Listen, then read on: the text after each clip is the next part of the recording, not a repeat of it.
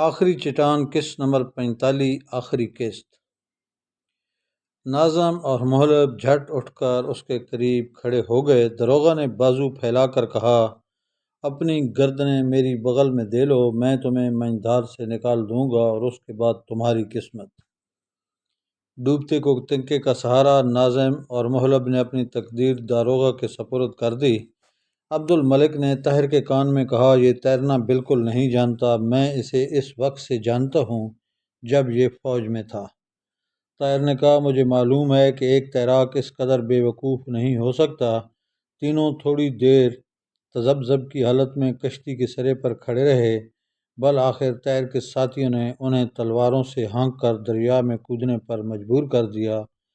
مجھے چھوڑ دو، تم تیرنا نہیں جانتے، جھوٹے فریبی دغا باز مکار، ہمیں چھوڑ دو۔ محلب اور ناظم شہر پانی میں ہاتھ پاؤں مارتے ہوئے چلا رہے تھے، لیکن داروغہ کی گرفت ڈھیلی نہ ہوئی۔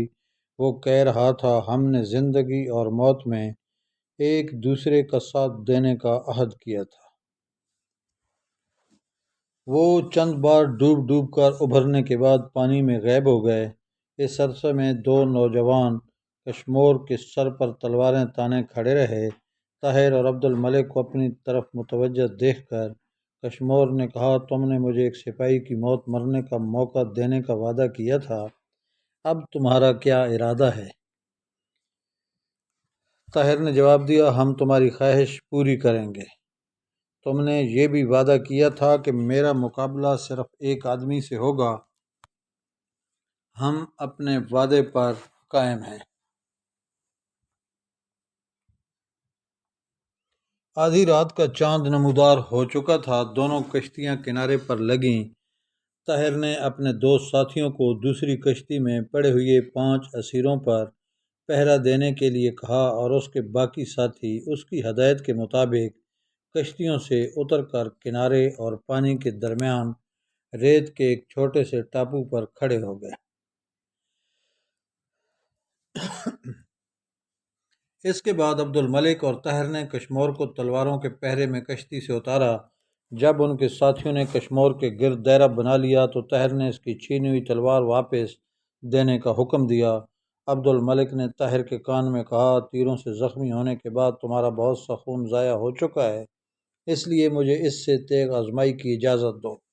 طاہر نے جواب دیا، صفیہ کی شہادت کے بعد میں نے ایک عہد کیا تھا اور میں اسے پورا کرنا چاہتا ہوں۔ تم میری فکر نہ کرو، میں بالکل ٹھیک ہوں۔ عبد الملک نے بہت اصرار کیا۔ جب وہ دبی آواز سے ایک دوسرے کو سمجھانے کی بجائے بلند آواز میں بحث کرنے لگے تو کشمور نے کہا، میرے مقابلے کے لیے کسی ایسے شخص کو سامنے آنا چاہیے جو میرا ہم پلہ ہو۔ بدقسمتی سے تم دونوں میں کوئی میرا ہم رتبہ نہیں، تاہم میں طاہر کو ترجیح دیتا ہوں۔ طاہر نے عبد الملک کو ایک طرف دھکیلتے ہوئے نیام سے تلوار نکالی اور کہا، تیار ہو جاؤ۔ کشمور نے تلوار کو جنبش دیتے ہوئے اطمینان سے جواب دیا، میں تیار ہوں۔ رات کی خاموشی میں تلواروں کی جھنکار سنائی دینے لگی۔ تھوڑی دیر تند و تیز حملے کرنے کے بعد کشمور مغلوب ہو کر پیچھے ہٹنے لگا۔ طاہر نے کہا، پانی میں کودنے کے ارادے سے پیچھے ہٹنے کی کوشش نہ کرو، میں نے تمہیں بہادروں کی طرح لڑنے کا موقع دینے کا وعدہ کیا تھا، بھاگنے کا موقع دینے کا وعدہ نہیں کیا تھا۔ کشمور نے کہا، تو تمہارے نزدیک میری سزا موت کے سوا کچھ نہیں۔ طاہر نے کہا، تمہیں اپنی موت کا یقین ہو چکا ہے۔ ہاں، اب میں یہ محسوس کرتا ہوں کہ تمہارے زخموں کے متعلق میرا اندازہ صحیح نہ تھا۔ میں نے عبد الملک کی بجائے تمہیں مقابلے کے لیے منتخب کرنے میں غلطی کی ہے۔ تم اس غلطی کی تلافی کر سکتے ہو۔ وہ کیسے؟ ہتھیار ڈال دو۔ طاہر کو ذرا ڈھیلا ہوتا دیکھ کر کشمور نے اچانک پینترا بدلا اور اس پر پے در پے کئی وار کر دیے۔ ایک بار اس کی تلوار ہوا میں سنسناہٹ پیدا کرتی ہوئی اس کے سر کے اوپر سے گزر گئی۔ طاہر نے نیچے جھک کر اپنی گردن بجاتے ہوئے اس پر اچانک ایک سیدھا وار کر دیا۔ کشمور تیورا کر زمین پر گرا۔ طاہر کی تلوار اس کے پیٹ سے آر پار ہو چکی تھی۔ طاہر نے جھک کر اس کے دامن سے تلوار پونچھتے ہوئے عبد الملک کی طرف دیکھا اور کہا، اگر یہ توبہ کر لیتا تو میں یقیناً اسے چھوڑ دے گا، لیکن اس نے مجھے باتوں میں لگا کر یہ خیال کیا کہ میں بے پرواہ ہو گیا ہوں۔ عبد الملک نے کہا، چلیے اب دیر ہو رہی ہے، میرے خیال میں یہ دونوں کشتیاں پانی میں دھکیل دیں اور قیدیوں کو وہیں رہنے دیں، صبح تک یہ کشتیاں کافی دور نکل جائیں گی، اور جب تک کوئی قیدیوں کو نکال کر ان کی سرگزشت پوچھے گا ہم بہت دور جا چکے ہوں گے۔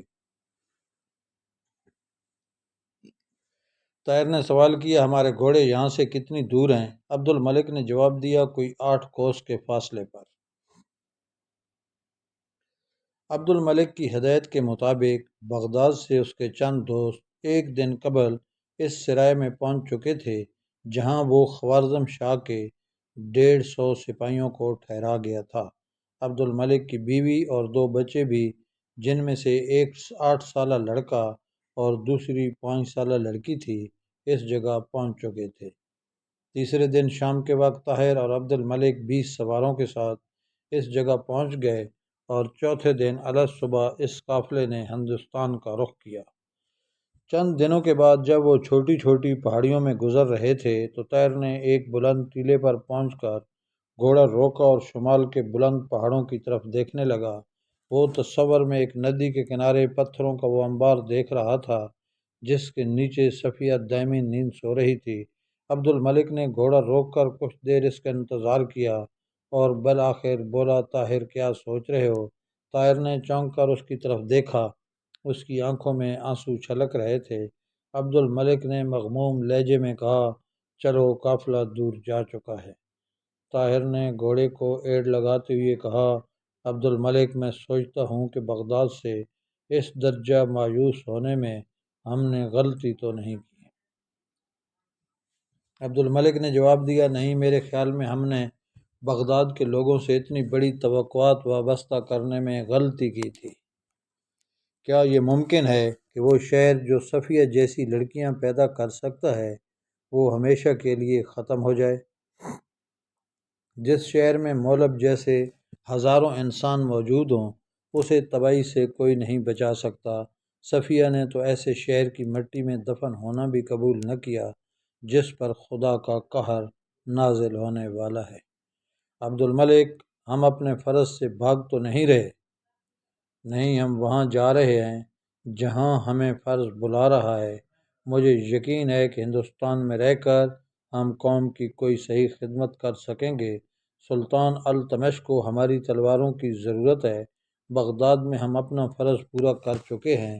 جو لوگ خودکشی کا ارادہ کر چکے ہیں انہیں کوئی نہیں بچا سکتا۔ جب ایک ایسی قوم کو جو طوفان میں غرق ہونے کا ارادہ کر چکی تھی، حضرت نوح علیہ السلام جیسے جلیل القدر پیغمبر بھی تباہی سے نہ بچا سکے، تو ہم کون ہیں؟ ہم نے اہل بغداد کو ان کے راستے کے محیب گڑھے دکھانے کی کوشش کی، لیکن وہ آنکھیں بند کر کے چلنے پر مصر ہیں، تو اس میں ہمارا کیا قصور؟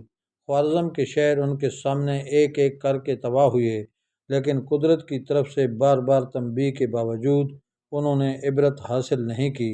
اہل بغداد تنزل کی آخری گہرائی تک پہنچ چکے ہیں جہاں سے انہیں اٹھانا کسی انسان کا کام نہیں۔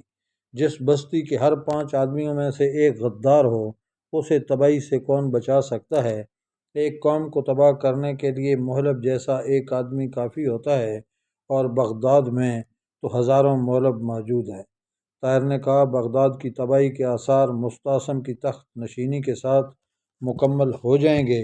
میں نے سنا ہے کہ اسے شراب، عورتوں کے ناچ اور راگ کے سوا کسی شے کا شوق نہیں۔ میرے خیال میں ایسے شخص کا خلیفۃ المسلمین کہلانا ہی بغداد کی تباہی کے لیے کافی ہوگا۔ وہ جس شخص کو اپنا وزیر بنائے گا وہ مہلب سے یقیناً زیادہ عیار ہوگا۔ طاہر اور عبد الملک التمش کی فوج کے بہترین جرنیلوں میں شمار کیے جاتے تھے۔ جلال الدین خوارزم شاہ کے متعلق کسی کو معلوم نہ تھا کہ وہ کہاں ہے۔ تاتاری اس کی تلاش میں آذربائیجان، قفقاز اور آرمینیا کا کونا کونا چھان چکے تھے۔ ان کی طرف سے بارہا اس کی موت کا اعلان ہو چکا تھا، لیکن دنیا یہ ماننے کے لیے تیار نہ تھی۔ وقت گزرتا گیا، طاہر عزت اور شہرت کے آخری زینے پر پہنچ چکا تھا۔ دنیا کی کوئی نعمت ایسی نہ تھی جو اسے میسر نہ تھی۔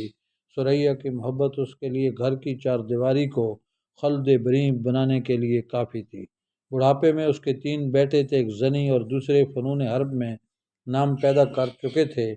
ثریا کا بھائی اسماعیل تجارت کے میدان میں نام پیدا کر چکا تھا۔ عبد الملک کا مکان طاہر کے مکان کے ساتھ تھا اور اس کے لڑکے بھی فوج میں اعلیٰ عہدوں پر فیض تھے۔ مبارک اور طاہر کے باقی تمام ساتھی فارغ البالی سے زندگی کے دن گزار رہے تھے۔ دہلی میں ہزاروں افراد ایسے تھے جن کے لیے طاہر کی زندگی قابل رشک تھی، لیکن طاہر کو ایک خلش ہمیشہ بے چین کیے رکھتی تھی اور یہ بغداد کی یاد تھی۔ ماضی کا غبار اس کی نگاہوں سے بغداد کو اجل نہ کر سکا۔ دہلی میں 15 سال فوجی اور سیاسی خدمات سر انجام دینے کے بعد وہ اپنی باقی زندگی اسلام کی تبلیغ کے لیے وقف کر چکا تھا اور عبد الملک ہر میدان میں اس کا ساتھ دینے کا عزم کر چکا تھا۔ ہندوستان کے غیر مسلموں کو خدا کے دین کی دعوت دینے کے بعد انہیں ایک روحانی تسکین حاصل ہوتی، لیکن جب کبھی کسی مجلس یا اجتماع میں تقریر کرتے ہوئے طاہر کو بغداد کا خیال آتا تو وہ جلدی سے تقریر ختم کر کے کسی گوشہ تنہائی میں جا بیٹھتا اور پیروں سوچتا رہتا۔ وہ بار بار اپنے دل میں کہتا، کاش میں اس شہر کو تباہی سے بچا سکتا۔ وہ اپنے آپ کو کوستا۔ عبد الملک آ کر اسے تسلی دیتا اور کہتا، طاہر تمہاری وجہ سے ہندوستان کے کئی ہزار انسان کلمہ پڑھ چکے ہیں اور ابھی کروڑوں انسانوں کے پاس خدا کا پیغام پہنچانے کی ضرورت ہے۔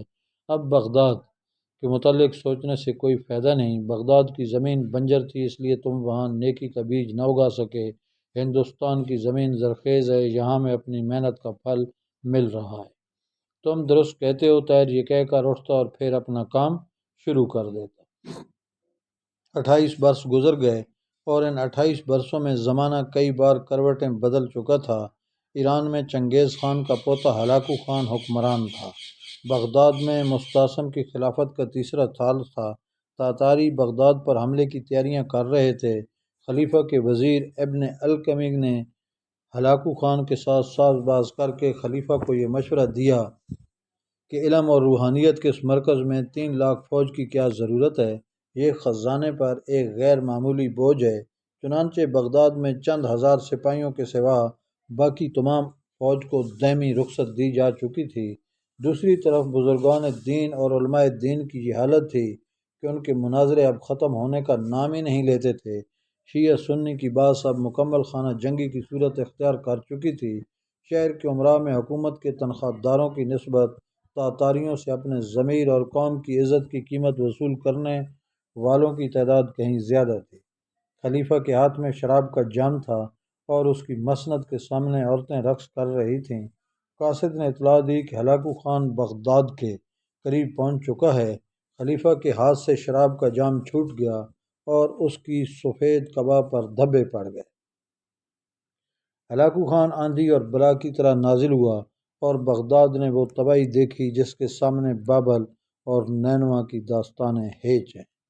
20 لاکھ انسانوں میں سے صرف 4 لاکھ انسان اپنی جانیں بچا کر بھاگنے میں کامیاب ہوئے۔ دجلہ کا پانی خون سے سرخ ہو رہا تھا۔ کتب خانوں، درسگاہوں اور مکانوں میں آگ کے شعلے آسمان سے باتیں کر رہے تھے۔ شہر کے وہ کہنا مشق مناظر جو برسوں سے ایک دوسرے کو کافر بنا رہے تھے، وہ امراء اور علماء جو برسوں کی غداری کا آخری انعام حاصل کرنا چاہتے تھے، اور وہ خلیفہ جس نے مسند پر بیٹھ کر خدا کے دین کا مذاق اڑایا تھا، بڑے بڑے قیمتی تحائف لے کر ہلاکو خان کی خدمت میں حاضر ہوئے، لیکن کسی کو زندہ لوٹنا نصیب نہ ہوا۔ خلافت عباسیہ کے آخری چشم و چراغ کو قتل کرنے کی بجائے نمدے کی لپیٹ میں ہاتھی کے پاؤں کے نیچے ڈالا گیا۔ جب ہلاکو خان کو یہ شک ہوا کہ بعض لوگ زمین دوز پناہ گاہوں میں چھپ کر اس کی تلوار اور آگ سے بچ گئے ہیں، تو اس نے دریا کا بند توڑوا دیا اور ہلاکو خان کی واپسی کے وقت بغداد میں چیلوں اور کتوں کے سوا اور کوئی جاندار موجود نہ تھا۔ بغداد قصہ ماضی بن چکا تھا۔ اہل بغداد اپنی کھیتی کا پھل کاٹ چکے تھے۔ دوستو، ویڈیو پسند آئی تو اسے لائک کریں اور میرے چینل کو سبسکرائب کریں۔ طالب دعا حمدان ملک۔